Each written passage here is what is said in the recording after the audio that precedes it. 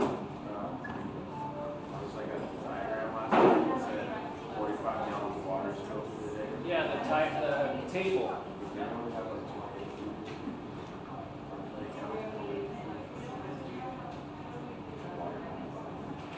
We only have 44 liters, right? Right. So, right, if you're only filtering what you had, you die. Yeah. That's the turnover. You'd be dead pretty fast. It wouldn't take you that long to go away. Yeah. Well, it's the same thing with cardiac output, too. You do the calculation of the day. That's right. Good. At least you picked it up. That's a good sign. What's that? Well, I mean, you never know. I mean, it's not that I don't have faith. It's just I'm not sure what people pick up on or not. But that's a good point. It seems like a simple thing, right? But if you start actually thinking about it, you say, well, yeah, that's more than what we have in our body. How can that be, right? Because I really talked about it in that way. Why?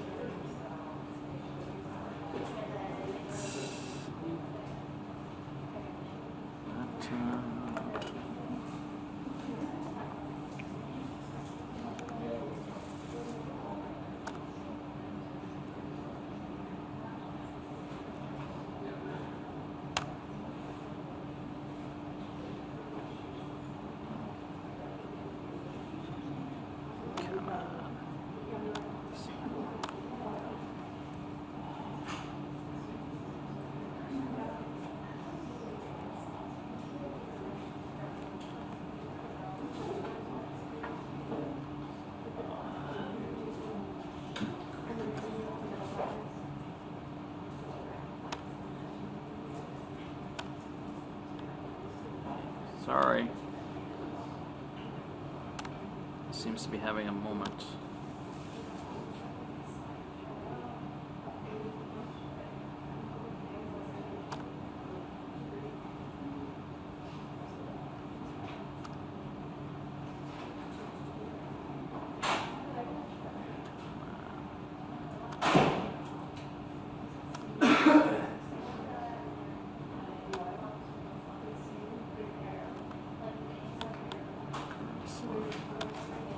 Is it up? It's showing an image? No.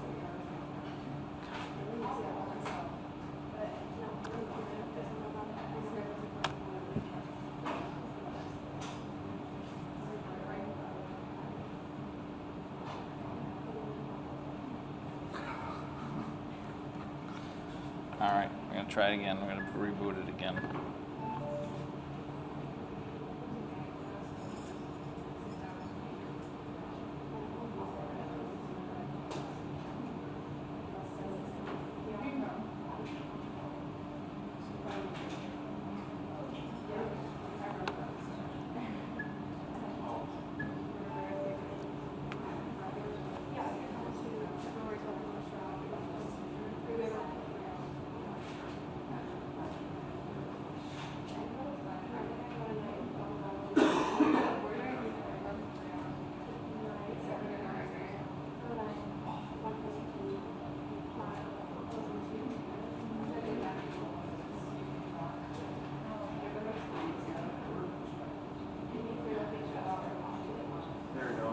Okay. Now, the fourth time is a charm, I guess. All right. Thank you. All right. So we go through this. We talk about it, saying I'm not going to make you calculate this, right? So the only thing you really need to know is if you wanted to calculate GFR, which is the glomerular filtration rate, so urine output, right, is a surrogate for GFR ultimately, because that's what you want. Then you could do it with this substance called inulin. Inulin is a polysaccharide that the human body cannot absorb. You can't do anything with it. And so what comes in has to go out. And it says that your inulin, a biologically inert polysaccharide, can be used to estimate the glomerular filtration rate since it's filtered but not reabsorbed or secreted. Right? So if your GFR is down, if the inulin coming out, right, you can calculate how long it takes to come out, and then you can calculate your GFR because you know exactly how much you put in and how long it's been since you put it in there. So it's a relatively easy calculation, but I'm not going to make you do this. So you don't have to worry about it. You just know feeling. You should know what it is and what it does, but not how to calculate. Okay, a little bit of anatomy-ish stuff here. Talk a few muscles here. So you have 3 sets of muscles, right? 3 sets of muscles here that control the bladder. The detrusor muscle, which is this type of smooth muscle. Internal urethral sphincter, smooth muscle. And then the external urethral sphincter, all right? The external urethral sphincter is the only one you can control. This is the potty training muscle, I like to call it. It's the one you have control over. Although, if these smooth muscles here, if they spasm, then they'll lock down your bladder. You won't be able to urinate. And it doesn't seem like a big deal until it happens to you. So, yeah, this one tends to spasm. There's all kinds of drugs that can make it spasm, and then you lock down, so it's painful, extremely painful. Parasympathetic causes it to contract, sympathetic causes it to contract, somatic. So this one you can control, this one is sympathetic, and this one is parasympathetic. So during filling, it's inhibited, right? And during filling, it is stimulated. So the internal urethra muscle is helping fill the bladder. The detrusor muscle is inhibited, and during micturition, which is pee, making pee, right?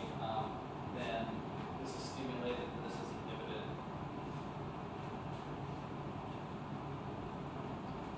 You should know a little bit about them, whether you use them on the exam or not, I don't know. Maybe. You should know there are 3. All right, average daily water gain and loss. This is also very, very important. So you get, the take-home message from here is that about half of the liquid in your body that you take in every day is through food.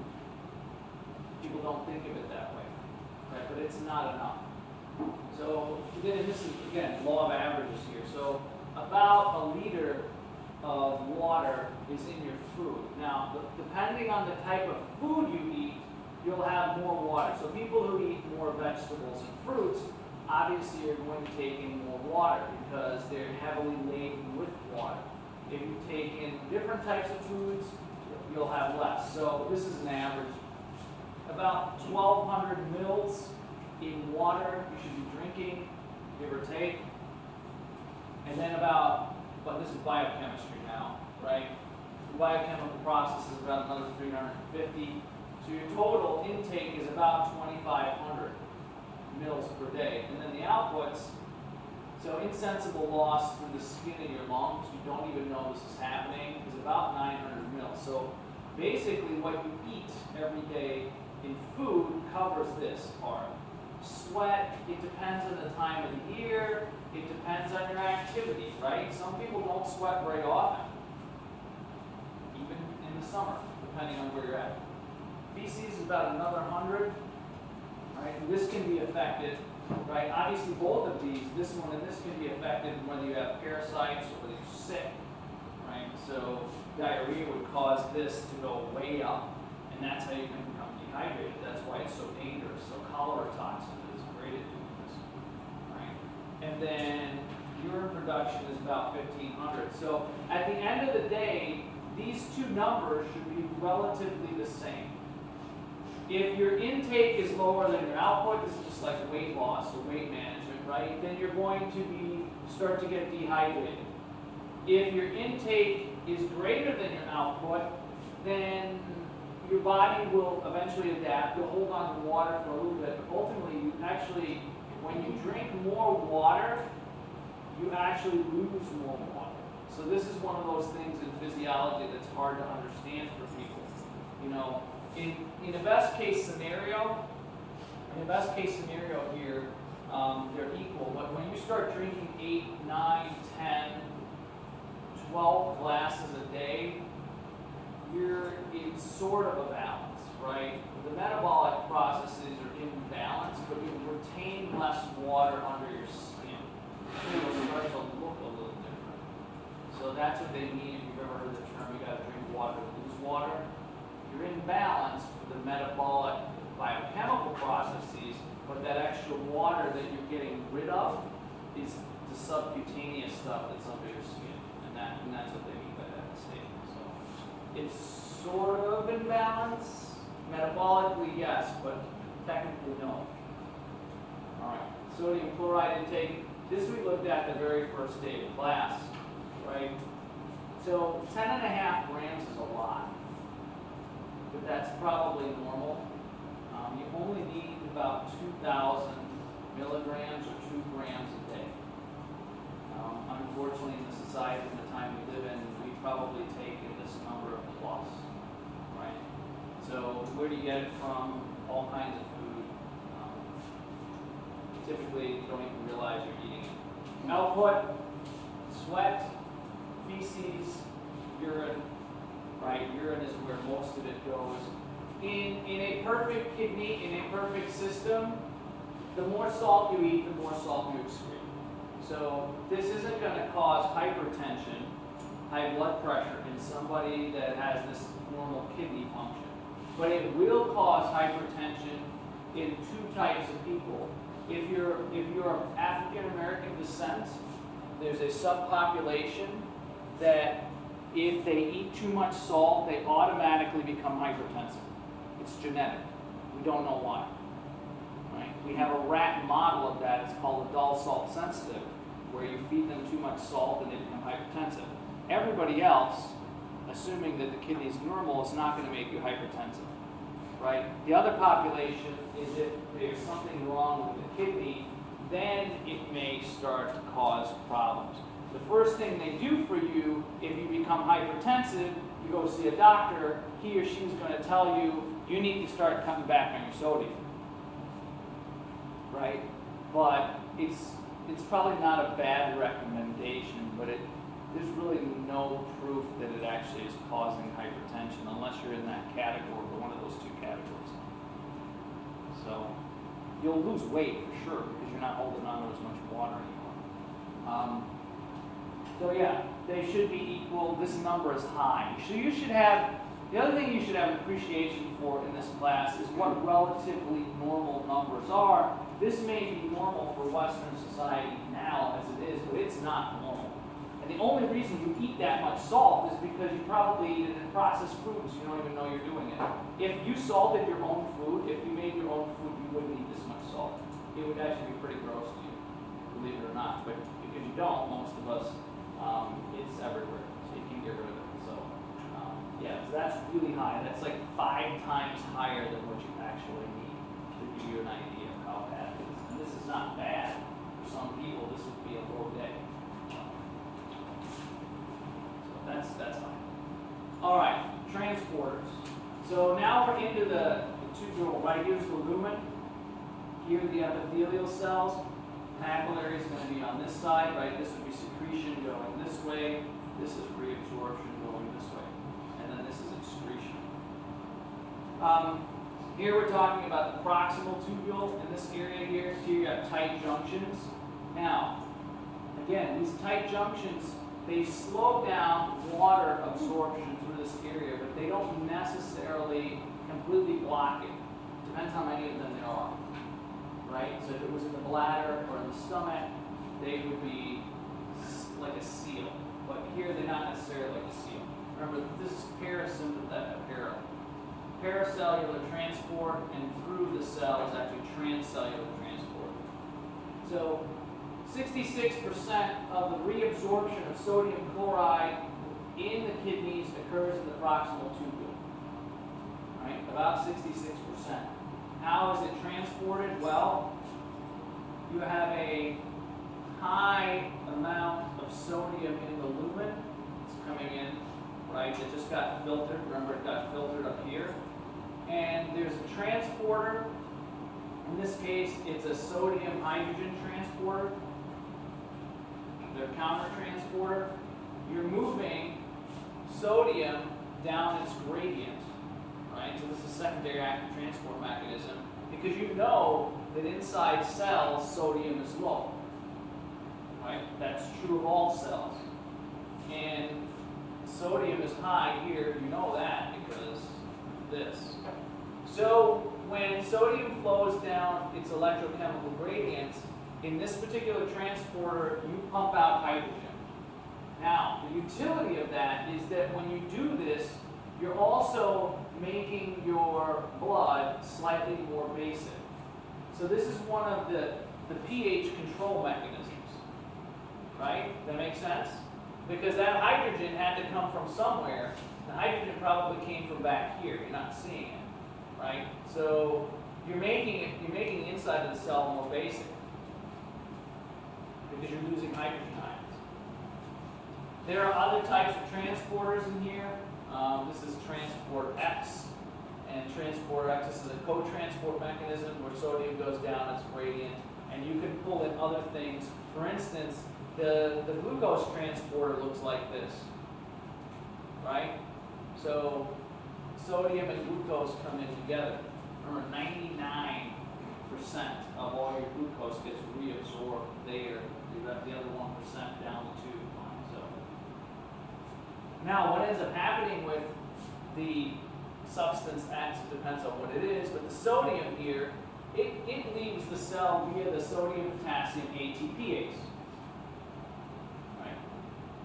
And then potassium will leave the cell, right? Potassium could leave the cell through these potassium channels if it gets too high.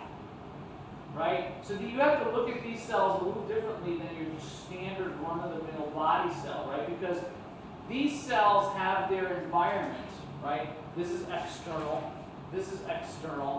changing more rapidly than any other cell in your body, right? Because of filtration.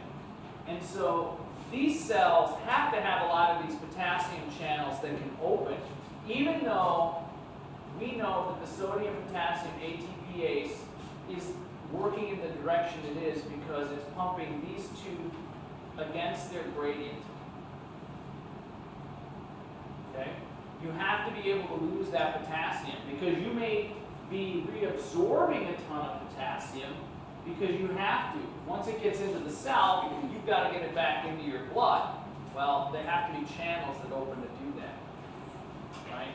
So this is a very active system. Other body cells, they're active, but not at this level, right? Because they're not filtering 45 gallons of fluid a day. So they don't see that kind of load.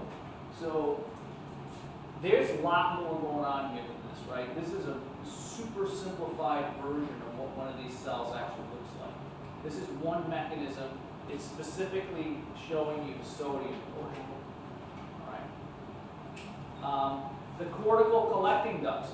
The cortical collecting ducts, remember, are not part of the nephron. They're the part right after the nephron. This is where all of these nephrons come together. And this shows you how the kidneys deal with sodium down here. In this case, you have channels that are embedded. Okay? You have channels that are embedded. Now, you can do this for every section. I'm not going to do this for every section. Each of the sections in the nephron is sensitive to different things. Some sections are not sensitive and won't move water. Some sections won't move sodium. Okay? I'm not doing them all. Like I said, this is a very complex system. We're just showing you two areas that are sensitive to sodium. Here, you're using counter and co-transport to move from the lumen of the nephron into the epithelial cells and then back into the circulation. In the cortical collecting ducts, you don't use this, you just use channels, right? And this makes sense because potassium is high inside the cell and sodium is high outside the cell. This system is how aldosterone works. These channels here are sensitive to aldosterone. Remember, aldosterone is a mineral corticoid. It's a steroid that's specifically designed to help you reabsorb more sodium when you become dehydrated. These channels are part of that system. Does that make sense? When you reabsorb the sodium, it also gets kicked out into the blood this way. Let's say you're absorbing, you're normally eating 2 grams of salt a day, sodium. And then you go from 2 grams to this. You ate a pizza by yourself. I'm sure it's more than this, but we'll say conservative, right? You ate a pizza by yourself. Okay, there's going to be a lot of sodium in here. Okay, some of it you're going to reabsorb, some of it you're not, right? But you're going to reabsorb a lot more than you usually do. It's going to go through a number of different mechanisms. Okay, this one may shut down because it's aldosterone sensitive, and aldosterone can get shut down by high sodium. Does that make sense? If you're bringing in lots of salt, aldosterone says, oh, the adrenal glands, right, makes aldosterone, says we don't need to make aldosterone at a high level. So these channels can be inserted, taken out, and they can be shut down, right? You can do lots of things with these channels. You're going to bring in more sodium. When you bring in more sodium, you're going to also bring in more water. Is the water necessarily coming through here? No. It may be coming through a different part of the kidney, a different part of the nephron, because the high sodium is going to be sensed. Remember, the osmolarity change is going to be here. That's where you're going to have the problem. But water is going to come in, but it doesn't necessarily come in the same place as the sodium does. That's an important point.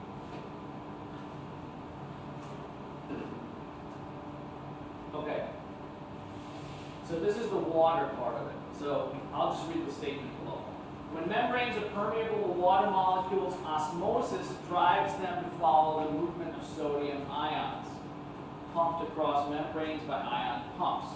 Water can also diffuse through adjacent tubule cells. Sodium pumping thus accomplishes water reabsorption. So this is an example of ways that you can reabsorb water when you bring in a lot of sodium, right? So there's a channel here, or a co-transporter, or even a counter-transporter. It's like my fan club out there, yeah. All right, sodium is so the sodium goes down its electrochemical gradient, right? So it's going to change the osmolarity inside the cell. It's going to change the osmolarity in the extracellular fluid, right? It's going up.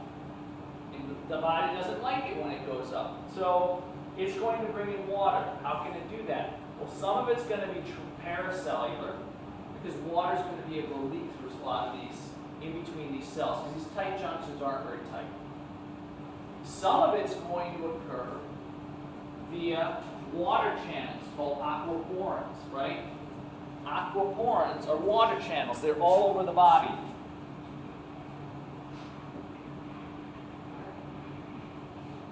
They're water channels. And there are 7 versions, I think. 7 isoforms.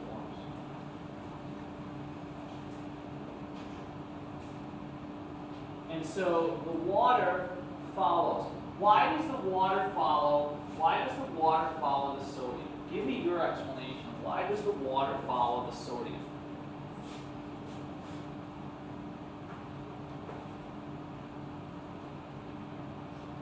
Why does the water follow the sodium? Thinking back to that first exam, the osmolarity problem, why does the water follow the sodium?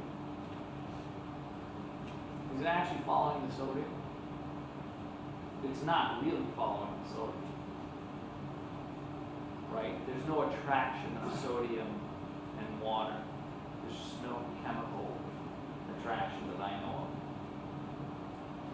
What's actually happening? Why are they going in the same direction?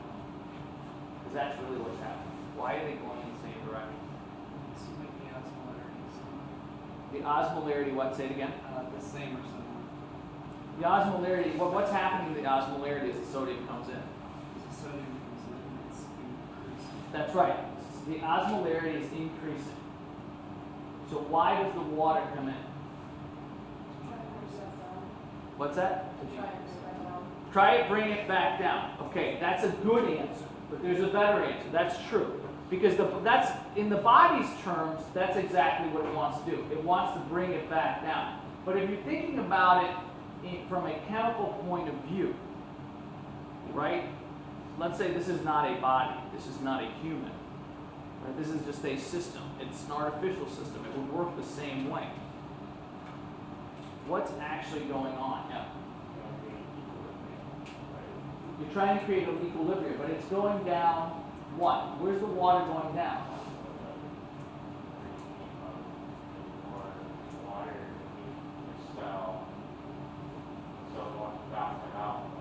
Yeah, the water, right. So what you're doing when the osmolarity goes up, and you're right, you want to fix this homeostasis, right?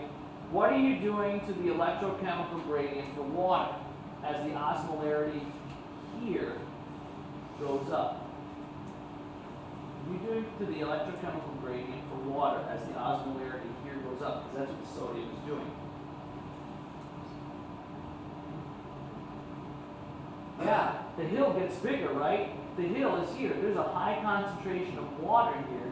There's a very, very low concentration of water here as the osmolarity goes up. So the hill that water goes down, that's where the osmosis comes in, is bigger. As long as there's an opening somewhere, the water will go down its electrochemical gradient, which ultimately will even out the osmolarity, right? But it's not actually that the body is deeming this, right? The body can do things like insert channels or take away channels or change hormones to fix this. But the actual physical process that's occurring is pretty chemical, right? It's just a gradient thing. You always have to keep that in mind. All right, here we get to something called the countercurrent multiplier system. It's a mouthful, okay? The countercurrent multiplier system. When you look at the tubules, right, the renal tubule, the nephron, and up here would be the afferent arteriole, efferent arteriole, right, the glomerular capillaries and Bowman's capsule would be right here. The reason I drew the tubule the way I did is because it is in that. This is the general position it's in, except that this gets flipped around and is over here. But this general W upside down shape, right? So you've got a U and then you've got an inverted U here, is the shape. Now what the hell does that mean and why is it important? Okay, so when the bulk flow, right, when the bulk flow, the GFR comes in, right, the glomerular filtration comes in, the GFR is the rate, right? The fluid that comes in is going to be roughly the osmolarity of your body, where it wants to be, right? And we learned the very first, see, I'm bookending, right? We start with osmolarity, we end with osmolarity. Is roughly 300, right? Isn't that what we said? 290, 295, 300, 305, 310, right? So this is roughly the osmolarity, milliosmoles per liter of your body cells. That makes sense. So the water coming in with all the electrolytes, assuming it's being controlled, and it is, right? Because does your body like it to get really out of whack? Do your cells want to see a number much greater or less than 300? No. No. This is tightly regulated in your cells because it causes problems, right? They don't want to get really, really big, and they don't want to get really, really small because that affects the processes that occur inside. So they have to watch that. All right. So now what starts to happen here is that the descending limb, right? This is the proximal tubule. This is the descending limb is highly permeable to water, but not sodium. Nothing else. The only thing that can be reabsorbed in this limb is water. That's it. So that you got to memorize. Now, what does that mean? Only thing that can get reabsorbed there is water. Okay? What does that mean? So, what's happening here? The osmolarity goes from 300 to 600 to 900 to 1200 to 1400. Okay, so now this is roughly almost 5 times the osmolarity of any cell in your body. That's big. Why? So somebody give me the simple explanation of why this is happening. It's bad. If it was anywhere else in the body, this would be really bad. Okay? But it's not bad here. Well, I want to know why this is happening. Why does the osmolarity go up? And there's a simple explanation. That's all I'm looking for. Just read the chart. Yeah. Yeah, you're pulling in water. That's all you can lose. You're reabsorbing water. So what's going to happen to the osmolarity? It's got to go up. It's the only thing that can happen, right? Now, I'm not saying there's just sodium here. There's lots of stuff in here, right? A lot of particles. Okay. You're going to get to the bottom of the loop of Henle. Remember, this is the loop of Henle, right? And then you get to the thin. Remember, this is the thin ascending limb. This is the thick. They drew it all at one size. Now what do you have here? Well, you've got some urea transporters. Don't worry about those for now. That's what those green things are. But now, this limb is insensitive to water. Insensitive. This limb will not, this part of the limb will not reabsorb any water. Now, sodium is on the list of things it does, plus a lot of other compounds. We're just keeping it really simple, right? What you need to know is this is completely permeable to water, and this is impermeable to water. Okay? So what starts to happen as we move from the thin ascending limb to the thick ascending limb? Give me the explanation for that. In this case, you can only see sodium chloride. Yeah? Sodium will move out. Yeah, the sodium will move out. That's right. And there'll be lots of other things moving out too. We haven't looked at all of the different transporter types. Okay, and now it gets down. Remember, this is the distal tubule, and it gets down really low, right? So over here, it's a little higher, and then you get to here, and it gets really low. In any other part of the body, this would not be okay. Right? The body wouldn't like this. Your regular body cells, muscle cells, bone cells, would not withstand this. They don't like it. It's dangerous. They don't know how to deal with it. They implode and they explode. That's what happens to them. Right? Except here, it doesn't happen. So, sodium chloride is moving out. Right? Water can't move because this is impermeable water. Right? Then you get to the distal tubule, the convoluted tubule, and you're continuing to reabsorb sodium chloride, right? And so because of that, it gets really, really low. You come around the distal convoluted tubule here, and all of a sudden, at this end portion, now it becomes permeable to water again, and it's permeable to sodium chloride. That's what those dotted arrows mean. So you get into the collecting ducts, which is the beginning part of the collecting ducts, and then the medullary collecting ducts. Now what starts to happen in the medullary collecting ducts? You're not reabsorbing sodium anymore, but you can reabsorb water. Now, here's the caveat to this area. This area here, and this area here are very sensitive to antidiuretic hormone, vasopressin. Remember, it's a hormone that's produced by the posterior pituitary gland. It's called antidiuretic hormone because one of the things that it does is when it's released in the cells, the epithelial cells that surround this tubule, the aquaporins. There's a sub-isoform of aquaporin that's in vesicular form. It's in a vesicle and it's floating around just like acetylcholine is floating around in the presynaptic terminal for the neuromuscular junction. When antidiuretic hormone is released, it will cause those vesicles to fuse to the membrane here and insert those aquaporins. When you start getting dehydrated, the hypothalamus will send a signal to the posterior pituitary to release antidiuretic hormone. Antidiuretic hormone will make its way until it gets to this part of the nephron through your circulation. It will cause a whole lot of aquaporins to be inserted in here, and when those are inserted, water is going to come down its electrochemical gradient. Now, alcohol, ethanol, will block this process. It will block these channels from being inserted, and it will block these channels. That is why you produce more urine when you go drinking with your friends.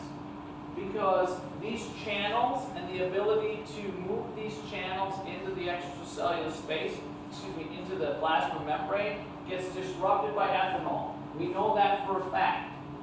And because of that, any water that would be reabsorbed is going to go into urine. We don't know exactly how caffeine works. Caffeine isn't always a diuretic either. In some studies, you have to drink 4 to 5 cups before it becomes a diuretic, if you drink it all the time. So I drink coffee every day. I drink about 2 cups of coffee every day. If I drink 2 or 3 cups of coffee, I'm not producing more urine. You never drink caffeine, and all of a sudden you start, then it becomes a diuretic because you adapt to it. But we still don't exactly know how that works. My guess is they lump you with these aquaporins too. We just don't know how. Okay. So notice the other thing that's important to notice here. Now, what ends up happening to the urine ultimately? So what is the osmolarity of the urine most people produce? Concentrated or dilute? It's concentrated for the most part. It's concentrated. Now, as long as the amount of water you intake equals roughly the amount of water that goes out, this is not a problem, right? These are averages. This system is constantly changing. Do you have to produce concentrated urine? No. Can you produce dilute urine? Sure.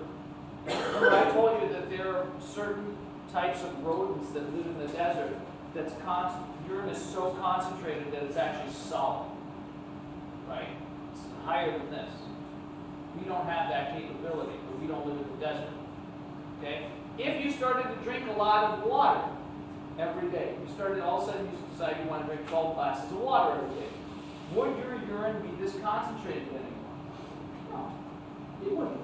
It would change. If you're getting dehydrated, could it go higher? Sure. Absolutely. And you can tell by the color. Although color can be deceiving, but it is a good sign. If it's getting really, really dark, you're probably getting dehydrated. Okay. Now, what do you notice about the extracellular fluid here that surrounds this tubule? Make an observation for me. The extracellular fluid that surrounds that tubule. What is the osmolarity like compared to the tubule?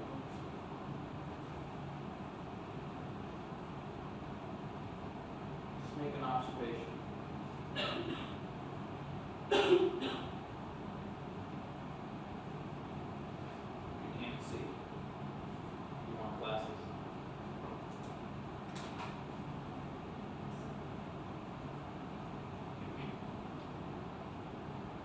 Well, what do you see? You know where the extracellular fluid is, right?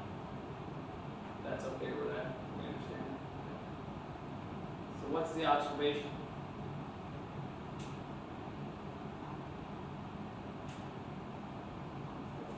Yeah, Courtney. It's the same.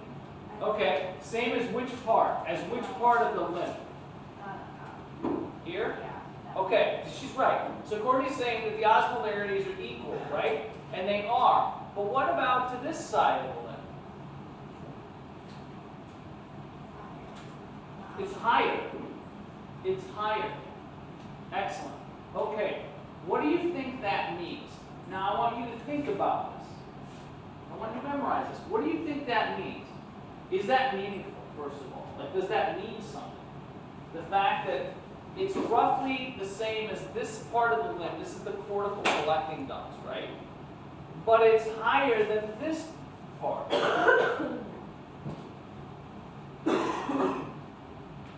Is that meaningful? No. 50-50 chance. It is or isn't meaningful. Does that mean something? Yes, it does. Okay. What do you think it means? Looking at this picture and what's going on here. So I told you that there are certain sections of this that are permeable to water. Certain sections that are only permeable to sodium, more than that, but we'll just say sodium, right? You know what happens inside the tube with this limb. You know what happens here. And these numbers are the same. Now, this area is a relatively tight area, right? So the distances aren't really that far. What do you think that this number here means for this? And I wish they had offset them a little bit, because I think that that's the part of the deceiving part of this diagram. So if I would have drawn this, right, I would have made, you see how this 900 is here? I would have put this 900 here. And this 600, I'd have put this 600 here. What am I getting at? Why would I move them up? Who cares? What's the difference? Jacob. Yeah, you're creating a gradient for water reabsorption. Those numbers, this counter-current multiplier system, is the reason that you're able to reabsorb water in the kidney. Without it, you can't do it. It has to be a massive gradient. Why does it have to be a massive gradient? Why, by the time you get to the nephron, why do we need a gigantic gradient? Why not just have a small gradient? What does that mean? What does that really, really large gradient do? Why have a really, really big gradient? Why allow the kidney to get this high in osmolarity? It's dangerous everywhere else in the body. Like, if you took a muscle cell and you put it in here, it would not be happening. Like, you'd see some drastic things happen very, very quickly in a muscle cell, right? And if you put it in this, it wouldn't be happy either, right? Because the human body, your cells don't see numbers like this, right? I mean, if your osmolarity of a cell is roughly 300, if you get to 370, you're probably in the ICU, right? To give you perspective on this, right? If you get to 240 on the other end, you're probably in the ICU. That's it. That's your range, right? Now look at these ranges.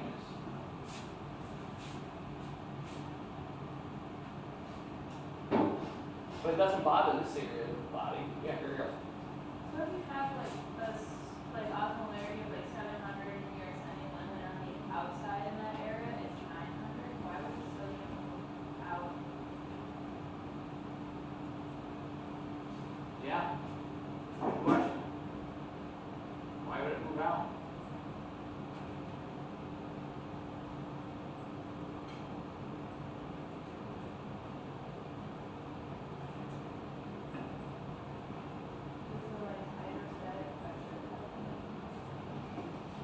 There's definitely forceful pressure in here, right? So there's hydrostatic pressure. That's part of it, right? You understand what she's saying? There's water pressure in there. That's part of it. So you're forcing stuff out, for sure.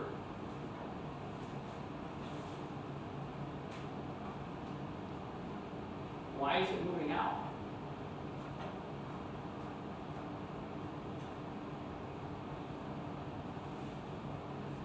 Yeah. So they actively transport it out of time. That's right. It's getting actively transported out. It's the only way it can be, right? That's the only, you see how, you see, I'm guessing, I'm going to give you props here, because I'm going to guess what Megan did is she said, well, there's only one logical solution. There's only one reasonable explanation. Either that or she read it. It's on the top. It's up. Oh, okay, I didn't see it. But you could have gone with me. As we can look at it here. But what I'm about to say is really, really important. You have to use what you know. What I have taught you all semester long and say, okay, if the gradient out here is higher, right, and it can't go down an electrochemical gradient, then how many options do you have? You have secondary active transport, right? Or you have primary active transport. That's it. That's the only way you can do it. The body is doing this. You have made a conscious effort to use energy to do this. You're creating this, and you're pumping against the hill. There must be a reason for that. And the ultimate reason is you want to move a lot of water really fast. Right? You have 1 million of these nephrons. The gradients are super high. If you wash out this gradient, you're going to be like you've never peed before. Like, you are going to, if you wash these gradients out, you screw up the entire kidney. This is a big deal. It could kill you. This is one of the things that kills you if you drink 5 gallons of water. If you drank 5 gallons of water today, this entire gradient would be bye-bye. Your cells would be bye-bye. The gradients would all be gone. And without those gradients, you can't move any ions. And without moving ions, you can't do anything. Right? That's what would happen. So this countercurrent multiplier system is there so you can reabsorb lots of water very, very quickly. It is the only place in your body that can withstand these kinds of numbers. The kidney's kind of weird, right? You already see the glomerular capillaries super reinforced, right? You don't see that anywhere else in the body, right? You've got all of these receptors and baroreceptors, and it's connected to all different parts of your body, to the sympathetic and parasympathetic, right? All of that. Think about it. This kidney is about this big, give or take. That's it. There are 2 of them. And this is the kind of power that these 2 things have. They do. Because what they do is that important. So, does everybody have a basic gist of the countercurrent multiplier system? So you should know, what would I memorize? I would memorize, well, what parts are permeable only to water, what parts are permeable only to salt, and what parts are permeable to both. Now, here, right, it's dependent, right? The cortical collecting ducts in this part here are dependent on if you need to reabsorb more water or not. They're conditional. This is not conditional, and this is not conditional. They are what they are, and they never change. They can speed up a little bit or slow down, but you're not going to reinsert. Here, the aquaporins that are in the cells, they come and they go. They come and they go. You insert them, you take them out, just like glucose transporters. They come and they go. You eat lots and lots of sugar, you put in more of these transporters. Stop eating sugar, you go ketogenic, you get rid of them. And they come back, but it takes time, right? Because you got to make more of them, so you got to upregulate DNA. Make sense? Without this system, your kidney doesn't do anything. 0. Nothing else can function. This is the crux of it all. Here, you can filter as much stuff as you want. Remember, the filtering is passive. These are not passive. These are active transport mechanisms, right? So facilitated diffusion, the urea, right? Meaning there's channels. You've got active transport, everything in red, and then you've got diffusion, everything that has an arrow that's dotted. Now urea, remember, is a breakdown product of protein, right? So you have to reabsorb some urea, and this is a loop, right? About 44% of your urea has to be reabsorbed, right? And it goes through this loop again for the gradient. Only certain parts of these limbs are permeable to urea, and here they are. Once it gets here, It's got to come all the way around again. There's nothing permeable here to urea. Now, that's interesting because urea is what? You remember what we called urea at the very first block, the very first exam? What kind of substance is urea? It's a penetrating substance, which means that it is soluble to fats, which means it can penetrate your cells. So the fact that it can't penetrate these cells tells you something else about them. They're different, right? They're not like a normal cell, because urea is a penetrating substance and it cannot get through any of this. The biochemistry, the chemistry is different. It is. It has to be. Because, or else it will just go through. And the only reason it can go through here is because they're channels. Right? You don't need channels for urea anywhere else in your body. You don't have channels for urea anywhere else in your body. Think about that. The ethanol either, right? Ethanol could just go into your cells. When you drink ethanol, it goes right through your stomach lining. It's going through your esophagus. It doesn't wait. You're getting drunk immediately. It's going into your bloodstream. Yeah, it doesn't have to because it's a penetrating substance, right? But here, these cells must be fundamentally different. If they weren't, you wouldn't need a channel. See, so if you start thinking about what you've learned, you start saying, that doesn't make any sense. That's a penetrating substance. You should be able to penetrate any cell. And it can't, which means it must be different. Okay. So this is the vasa recta. This is it's a capillary bed, right, that sits on the outside of this multiplier system. And it's you only see the vasa recta in the juxtamedullary nephrons. You don't see it in cortical. Look at the osmolarity here. Here, see, it's a little bit different, right? Here you can see how they're higher, how they're offset. Right? So you can see what starts to happen here. 375, 475. And so what they're showing you is the movement of water and solutes. Everything that's a dotted line is water, and everything that's solute is a solid line. This vasa recta is also important. The geometry of the vasa recta parallels the renal countercurrent multiplier system, assuring that blood in these vessels do not wash out the osmotic gradient. If these blood vessels didn't look exactly like this, you'd wash the system out. It wouldn't exist. So nature has created this. So these vessels have a lot of the same characteristics as these tubules. If they didn't, you'd wash the system out. If you wash the system out, the kidneys can't work. They can't do their job anymore. So these are also fundamentally different than other capillaries, but in different ways. All right. I think we're done for today. We got 2 more lectures. Questions? Thank you for filling out the evals. It's always very, very important. If you haven't taken candy, please take candy.